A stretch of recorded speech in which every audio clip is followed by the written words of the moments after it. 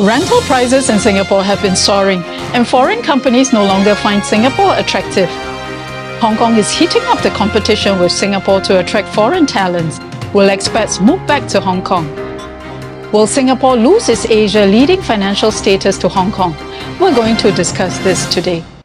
Hi everyone! Recently, I had talked about how Singapore became the largest financial center in Asia last year after beating Hong Kong.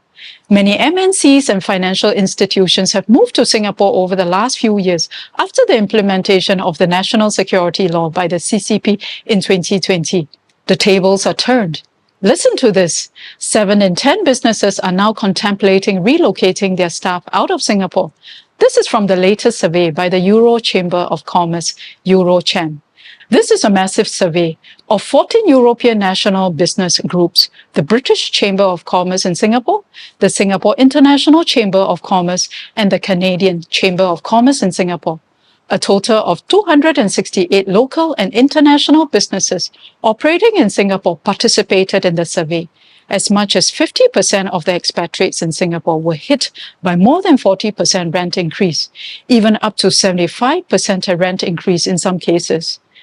Another 36% of the expatriates had to pay between 20 to 40% more for the rental renewals. How much rental increase for the expats are we talking about here? The average rental of private properties in Singapore is between 4,500 to 5,900 in the central and the rest of the central regions. 40% increase in rentals means an average increase of between $1,800 to $2,400. Did the expats receive any help from their companies? 62% of respondents said they received less than $1,500 a month or nothing at all from their companies to offset the rent increase. It seems that some expats have to cough out the rental increase from their own pockets.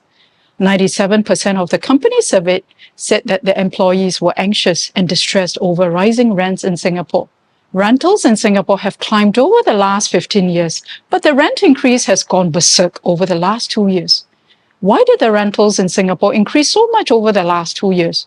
This is because the CCP implemented the National Security Law in Hong Kong in 2020. Any Hong Konger can be extradited to mainland China and face prosecution under the law. The other reason is that CCP has also cracked down on big Chinese techs and other companies.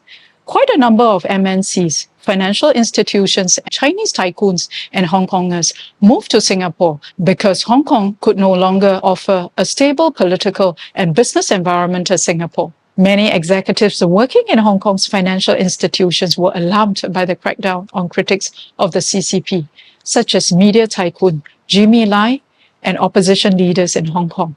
The escalating US-China tensions also adds on to Hong Kong's political instability. Hong Kong is known for its high rentals, but now Singapore's rental has surpassed Hong Kong. Singapore's rental shot up 29.8% last year, while Hong Kong's rental declined 4.1%. Singapore's rental is now 1.5 times more expensive than in Hong Kong at the end of last year. This is the first time in 10 years where companies have expressed they are willing to leave Singapore because of the high rentals. 53% said their businesses have been badly affected by the increase in rentals.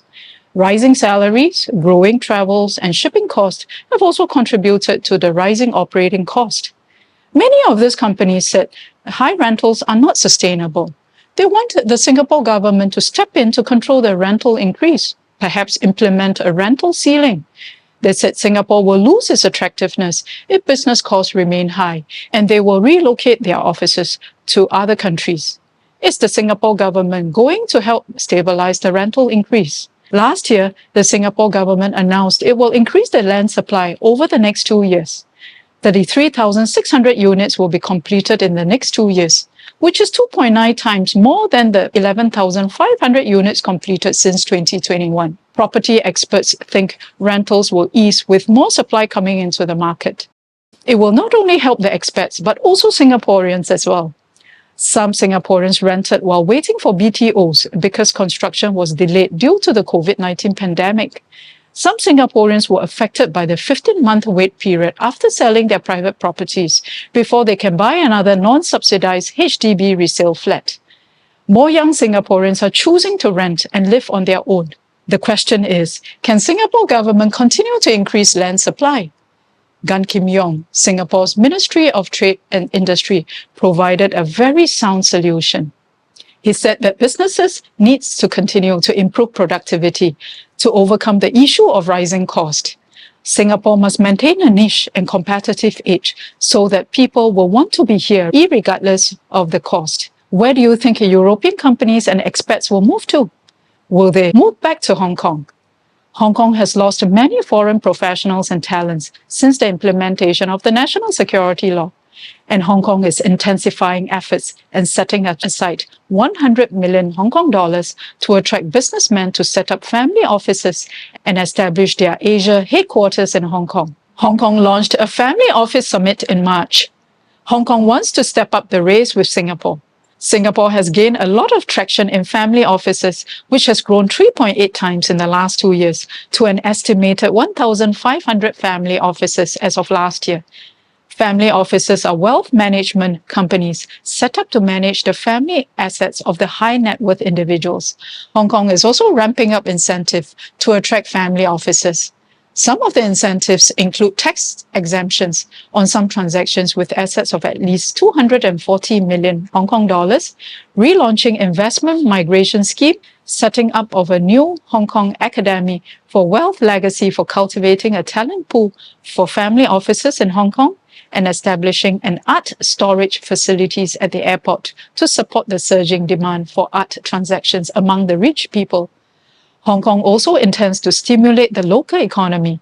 It will give 5,000 Hong Kong dollars spending vouchers to more than 6 million adult residents. Doesn't that sound like the CDC vouchers that the Singapore government is giving out? The Hong Kong government will also cut tax rates for first-time buyers of properties that cost less than 9 million Hong Kong dollars to revive its slumping property market. House prices fell 15.6% last year as sales dropped 40%.